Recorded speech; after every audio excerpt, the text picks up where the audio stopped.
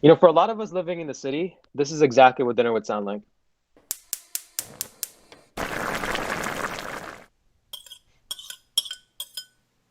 And if you're living in Nunavut on Baffin Island as an Inuit person, this is what dinner would sound like.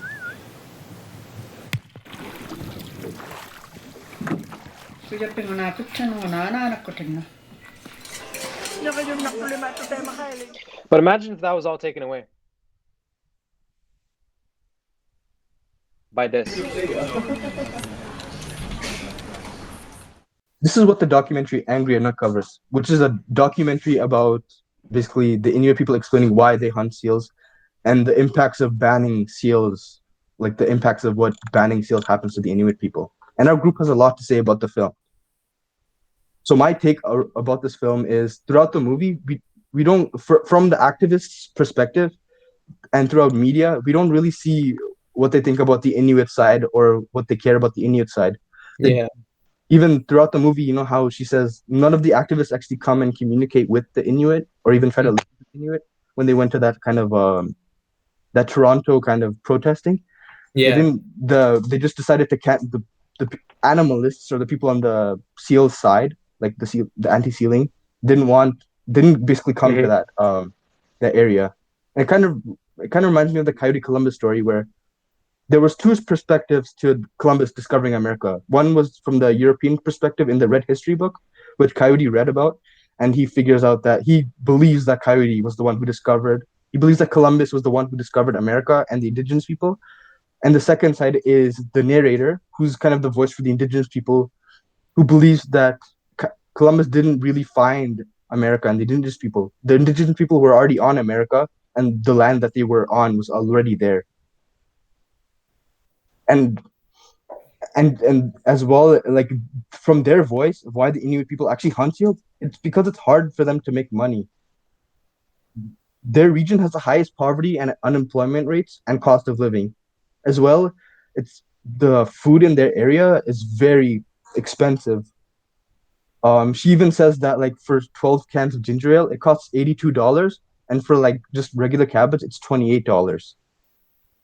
That's You know, crazy. my one of my substitute teachers, Yeah, he yeah, was replacing my teacher in middle school a long time mhm, ago, and he told me he used to teach up north, and the reason why it's so expensive to get stuff there is so expensive to buy like a Snickers bar or like get a Cheetos bag is because they yeah, have to either fly the stuff in or ship it in, and all the shipping and flying companies they don't want to go there because there's not that many buyers, and it's mhm, just very expensive to get the fuel to go there. yeah, So they just have to hike up the prices to like have any sort of incentive to go there at all. It's a little bit unfortunate.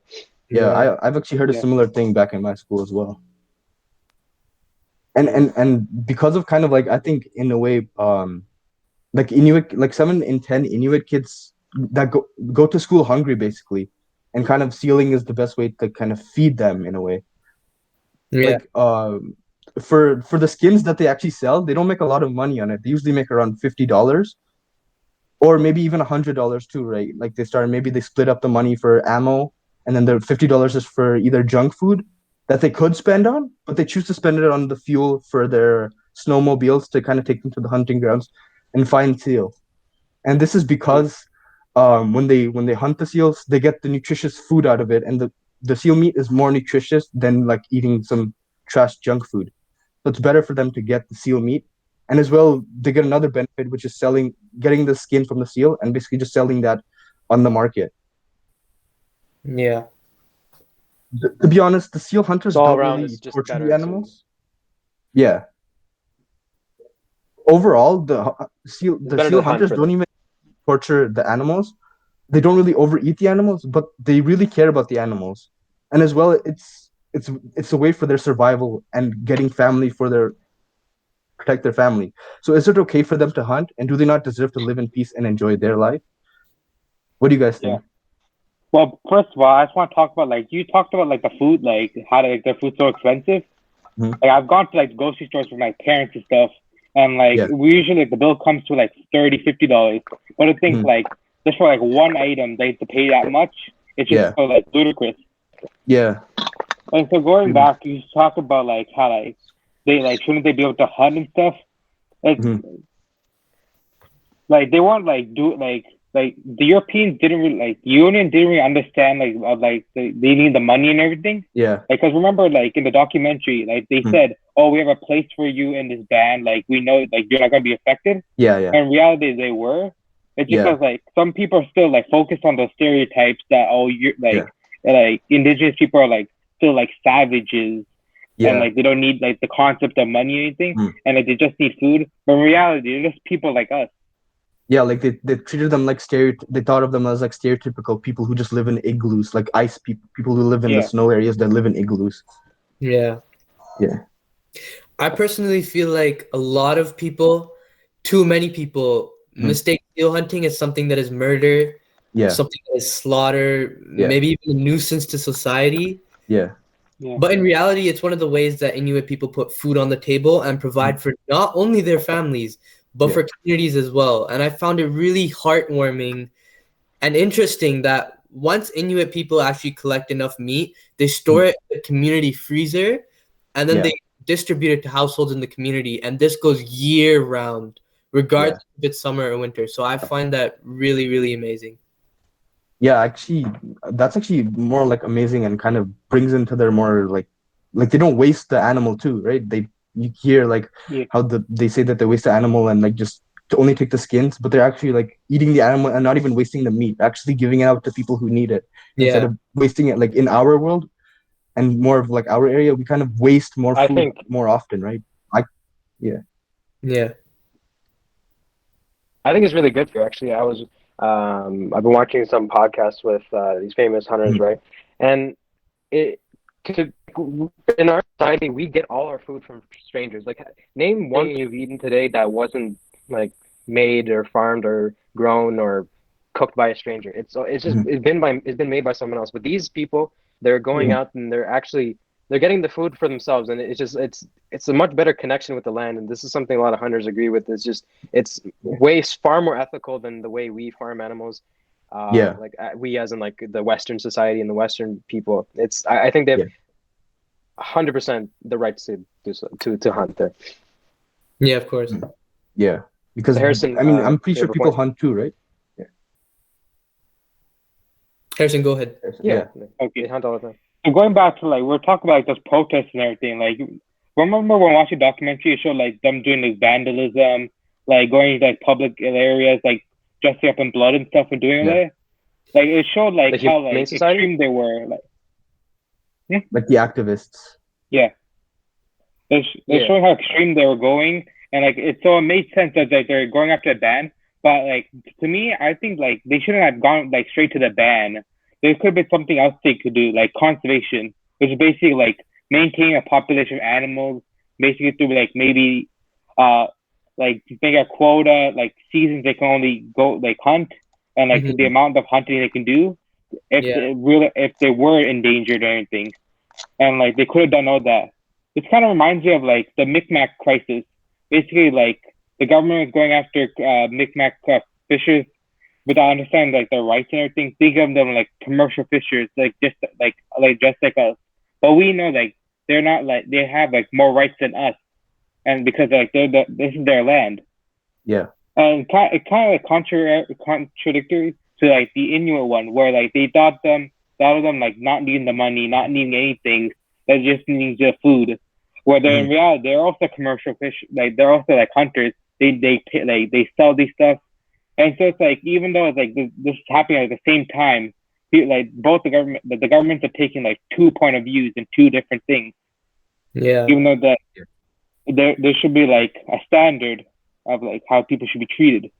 And like I was thinking like how could the activists knew about the indigenous people, and so how could they go after like these animals that they need, like the money they need for like all that stuff, even though like they knew they needed it. I had kind of like from this website known as like one green one green plant. It says like the seal hunting endangers the population of seals. So that's obviously true, since they're obviously killing the animals and kind of decreasing the population. But in a way, they're only the Inuit people personally, they only kill the adults because they want the baby seals to survive so that they can up and then have their kind of life cycle so that they can hunt them again. They don't want to just kill all the babies and just not have any more like seals, because then that would make the seals to go extinct basically. Yeah. Some of the other things that they've said is like hunting seals is extremely cruel, even though we kind of see them in the movie, right, where he just shoots like one shot and it's kind of like a clean kill, and it's not very cruel because they're not torturing the animal or anything like that. They're not like beating it to death or how the like media shows it. They're kind of just giving it a one kill, so the animal doesn't have to suffer through like the pain.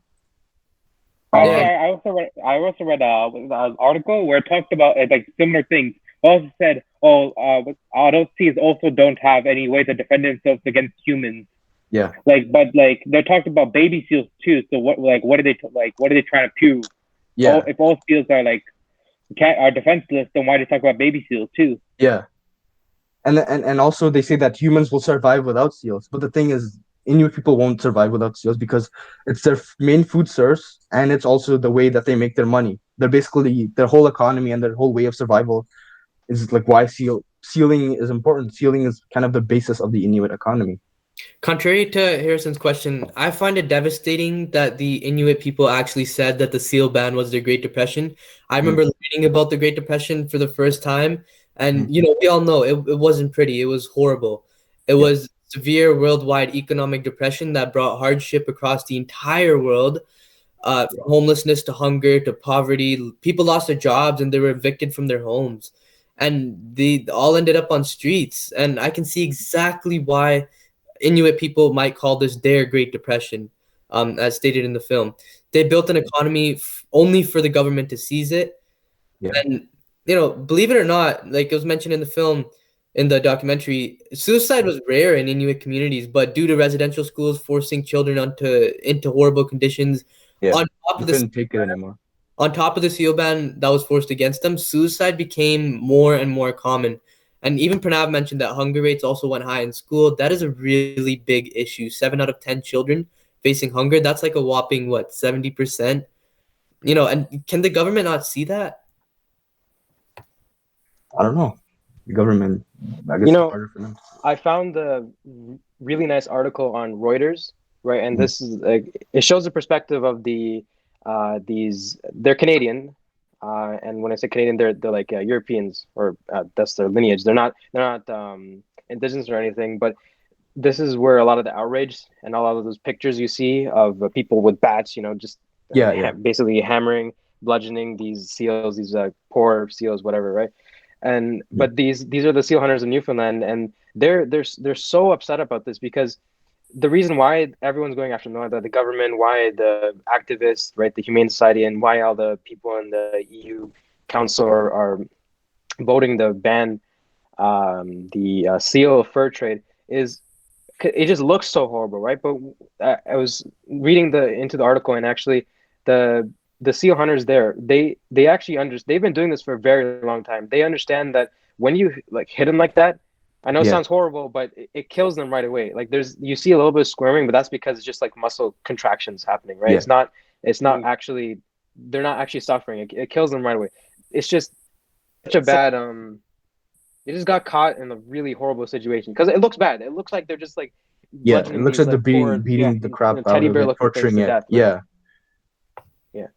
But I think that's why the government sees it so bad. But I don't think they actually understand the point of view of the Inuit people, and then even these the hunters in Newfoundland. And also another thing I noticed too is on the comments of the website, I was seeing why, on the reasons why, and most people are saying, oh, they're living creatures that walk around and talk like us, or that the fact that they have cute chubby faces and they're really cute and all that stuff. It's more of people thinking how cute and how nice this kind of animal looks, into more US American culture. They don't kill animals like seals or polar bears. It's more of those Arctic animals, but they still kill beef, they still kill cows, chickens. They farm those animals and they still decide to eat them. But to a living, it's okay for them to kill a living creature like a chicken or a cow, but it's not okay for Inuit people who need the seals to kill living and moving creatures. That's what I kind of don't get. Just because seals are cuter than maybe a chicken or a cow. Yeah, Yeah. going back to what And the Humane Ari. Society were giving. Yeah. Oh, okay. You want me to go? The Humane Society were giving the EU Parliament members like teddy bears of the seals to convince them to vote in their favor because it's Mhm. cute and everything. And I'm pretty sure that's illegal because you can't, at least like here, you can't wear like a conservative party shirt and give like water bottles out to people near a voting Mhm. station because that will that'll mess up the vote. They're gonna tamper with it. So I don't even know how they're getting that, but that's another Yeah. way they're probably being blindsided. But Raj, what's your take on the film? I'm kind of curious to hear. My take on the documentary, I'm going to be honest. At the beginning of the film, I personally felt really devastated when I saw those seals being killed. However, Yeah. it came to my mind that I love meat and I eat Mhm. chicken, I eat beef, I eat pork, I eat seafood almost on a regular basis, which probably isn't healthy at all. But I want to ask you, like when was the last time you went to the grocery store? What Yeah. do you see, right? There's tons and tons of different meat products everywhere. Mhm. Every Yeah. grocery store has meat. Almost every restaurant uses meat. So Mhm. what difference is that compared to eating seals? And I have an example for that. My background is Sikhism, and the people who truly follow the Sikh religion means no meat, no alcohol, and you can't cut your hair. Yeah. So my grandfather always tells me, he's like, to not cut my hair on my head, but he drinks alcohol and he eats meat. So, Mhm. so does the rest of my family, including me. Yeah. Isn't Yeah. that being a double standard? Yeah. I can In a relate way. to the Canadian government. The Canadian government literally has a meat economy themselves so that they can make money. And my question is, in this world, we kill animals all the time and consume them. So Yeah. what difference is it if Inuit people do the same? Yeah. I kind of had the same thought while I was watching the film throughout it, right? Like, sure, these animals are cute and they're fluffy and they look nice, right? But they're Yeah. still killing it in a way to feed themselves, basically. Yeah. And we, in a way, still do the same thing as a society. But the thing is, the Inuit people, they don't farm the seals. The seals are free and basically get to roam around. They don't kidnap these seals, and from birth, they literally have to feed, like, from birth to their basically eventual death. Like, their death is just where they just get cooked for meat, right? Yeah. Like in regular farms for like cows and stuff like Yeah. that. Yeah. And in a way, the Inuit people don't do that. They do it more humanely and more like just like a regular predator in the wild, kind of hunting their prey in a Yeah. way. So it's more like they're living in like nature as more properly as nature and kind of treating it as like the life cycle of nature in a way. Yeah. Mhm. And another thing that kind of is weird to me is how some of these animal like activists and companies, like they talked about the seismic testing, since like the government was going to do seismic testing in the Baffin area, and these tests are just like explosions that could deafen the animals in the area. So isn't this more worse than Inuit people hunting them and selling them, right? Yeah, of course. And the activists don't seem to really be talking about it, except for Greenpeace. They're the only ones who are actually working with the Inuit people to kind of stop the government from actually doing these seismic testings. And I haven't heard anything from IFA or the Human Society International. This kind of reminds me of the 𝘈𝘯𝘳𝘺 blockade, where the pipeline was kind of being like forced upon from the government, forced on to the 𝘈𝘯𝘺 people without their consent. Mm-hmm. Yeah. So like as you guys were talking about like farms and everything, I was thinking Yeah. like, oh, like there's a lot of people even like Canada and like the US and everything, that like there's farmers who like treat like animals so bad because like it's the idea that, oh, they're just gonna die anyways, like we don't need to treat them properly. But like in like the Inuit, like they don't like trap the animals. They're not like forcing them on anything. Like like we would know like indigenous people, like some tribes, like they follow the herd. They don't like force the herd to like stay somewhere. Yeah. But it's like they're allowing like the seals to like continue their own lives and everything. Yeah. Without like breaching or like doing anything that like causes problems for them. Yeah. Mm-hmm. Well, like there are people like still like for cows, for example, they like inject like chemicals into them, like kill them slowly because like for certain like reasons. Like I believe one reason was like it made like the meat taste better. Yeah. But like here, like they like, but here are the Inuit who are like just killing them instantly and not caring about that because like that's food, that's a human, that's like a living being. Might as well give it like a peaceful rest. Yeah. Mm-hmm. Yeah.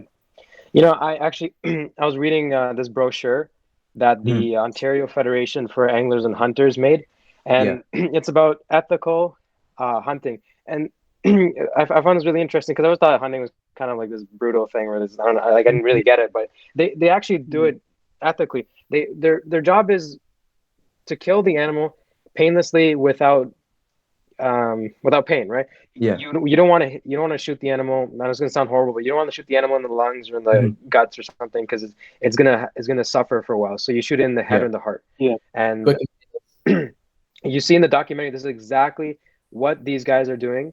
What these Inuit people are doing, they're shooting right in the head and they're killing the animal right away, and there's no pain for the animal. The animal lived free for its entire life, and it's just, and then there was a point where it came to its end. And like our Western society does not do that at all. If you see all these documentaries with these cows or chickens, and they're just being farmed. They're attached to a machine. They put a whole, like I was learning this in biology class. The cows have a different stomach, right? Yeah. You can actually go inside the stomach and take out the food, and it won't be like digested yet, right? If you do that with our stomach, you'd burn your hand, right? Because there's hydrochloric acid in it. Yeah. But these farmers in like our society have taken advantage. They've taken advantage of animals so much that they decided to put holes in cows to make sure like they're eating the right stuff and to monitor them. It's just so horrible, and it's hypocritical that we're banning the seal trade and effectively like stopping them. Like they have no incentive to hunt anymore because of all this, right? Even though like look at all the stuff we're doing. And it's not as like the way that the Inuit are hunting it is not as bad as like as you said, like how they're kind of like forcing like they're putting their hands in like the cow's intestine and kind of more like affecting and like kind of changing the regular like stomach of the cow, basically just kind of giving it more pain than just killing it with one whack of the stick. Yeah. Yeah, they suffer a lot more. Yeah. You know what? Speaking of suffering, when I was watching this film, I was feeling like the opposite of suffering because I really love this film. Like the way the documentary was set up was amazing and it was very entertaining. And what they did was they set up like an antagonist, right? Yeah. And obviously the antagonist was the animal rights groups or the EU Parliament. Kind of both of them combined. And this is what keeps most documentaries. Like I've seen a lot of documentaries before, and they all do this, or all the interesting ones at least. They have a bad guy, they have a good guy, and it keeps you more engaged. You listen to it more, right? The way they do this is like, one example is a lot of times in the film they would give the Inuit people silence, right? Or at least like kind of hyped up music. But then when they go to the protesters, and they remember in the beginning, right in the beginning, they showed pictures of protesters they paint themselves red and sat on the stair steps of this building. They gave them like dramatic music, or they kind of, and that painted them in a different light, right? You kind of start to hate them in the film, and that's what they're doing. And this is something that happens, right, in our course, NBE3U. Now, I'm not saying this is a bad thing, right? You can see it happen a lot. Remember that documentary you watched, right, about children, right? the residential schools? The residential school ones, right? They painted the priests, right, the Catholic, like the nuns too, as in horrible lighting. Remember? They made them act. They told the actors to do pretty bad things to the kids, right? And during the rape scenes, like they put the rapist in a very dark lighting, and then when he came out the door, right, to look at the little girl, he was in the red light of that exit sign. So it's like all they're making a bad guy, and I think it's equitable, right? Because if you consider what's happened to the indigenous people throughout like most of modern history, they've been the antagonists. They've been the antagonists for such a long time, right? Like Cowboys versus Indians, like that's a genre of movie that's been around for a long time, and it's just Cowboys versus Indians. They're shooting like these red savage Indians who are on their horses, Comanches, killing people, and of course that's not actually what happened, but they still show it that way, right? So I think it's completely fair and equitable that in our course, that we're doing that. I think it's our responsibility. I think it is our responsibility to do that because we're doing something that's fair and we're doing something that's just, right? And we're standing up for the right thing. So I want to ask you guys, right? We have like 2 more minutes left. Have you guys seen this happen? in the course. Do you guys have any examples of an antagonist or like two sides being made, usually indigenous versus government or something like that, Yeah. along the lines of that? Yeah, I would say I have seen that from the course. One thing is more of like it being a little bit on both sides of the table, like with like the government kind of Canadian side and like the indigenous side. With the like with the Rob Ford comment towards Mamakwa, Rob Ford stated that Seoul Mamakwa was jumping the line to get the COVID vaccines. There is two sides to the story, so I kind of see why Doug Ford said this, because he's kind of frustrated with the fact that he's not able to get that many vaccines. And obviously he's stressing from the community kind of complaining that they're not getting enough vaccines, or the vaccine like coming in places like going too slow. But he didn't need to say that comment that he was jumping the line, and thank you for that, and all this kind of like he nonsense. didn't this nonsense, and he didn't really understand like why Sol Mamako was actually jumping the line. Like Solomon Makwa didn't technically jump the line. He was invited to get the vaccine, and he decided to do this so that he could show to the indigenous people and to his community that getting the vaccine is fine, because throughout history, they've been lied to by the Canadian government, like them taking their land and all these treaties that have gone down, like the Indian Act, where they were just forced on these reserves. We're not allowed to leave the reserves, basically took all the rights of their freedom away from them, and they don't want to be lied to anymore. So Mamaka wanted to show his community that the government is not doing it this time and in our current society. Yeah. Yeah, that's a good take. Yeah. What I want to talk about is, like, first of all, going back to Pranav's thing, he was talking about like how like the indigenous people aren't like trusting them. Yeah. I'm pretty sure like I've learned about like they used to use them for like testing and everything, like testing back like medicine and everything on them. So it makes sense that they're very afraid to actually like trust the government now. Yeah. And like one thing I want to talk about is like for my former tech talk, I researched about like to like people be able to talk from like write about like the perspective of like other cultures. Yeah. And it was about like Canadian authors and like big news people were like talking about like people should get a reward for like talking from the point of view of like other cultures, mainly indigenous. Yeah. And obviously they came under fire because they don't really understand the importance of like these cultures. And like I remember like hearing like an indigenous person come on to like they get interviewed, and they were talking about like how like this felt like Canada, because these people like were representing Canada as the media and everything. Yeah. And for them to say something like so like without even like thinking about the indigenous people was like kind of taking a knife and going to like the indigenous like community who like we know like they've been healing still. Yeah. And like just cutting another wound on them. Yeah. Or like just attacking them again for no reason. Yeah. Like they keep trying to like fix the wound, right? Like put a band-aid on it, try to reconcile and become friends. But they end up doing this, they end up putting more salt in that wound and kind of breaking the relationship even more. Making like it worse. Like the Wet'suwet'en blockade kind of they wanted to reconcile obviously, but then they're shoving a pipeline down the Wet'suwet'en's like face without their consent in a way. But like, what's it called? I get like the idea that like there should be like equality in the media, like people should be able to write, but like it's basically cultural appropriation. If you like take something from another culture, write about it, but don't do it properly, like respect the culture, you're basically just offending that culture right then, even if that's not your intention. Yeah. I remember reading the article at the beginning of the course, To Be Indian in Canada Today by Richard 𝘈𝘯𝘈𝘳𝘈. He portrayed the article from two sides, I remember.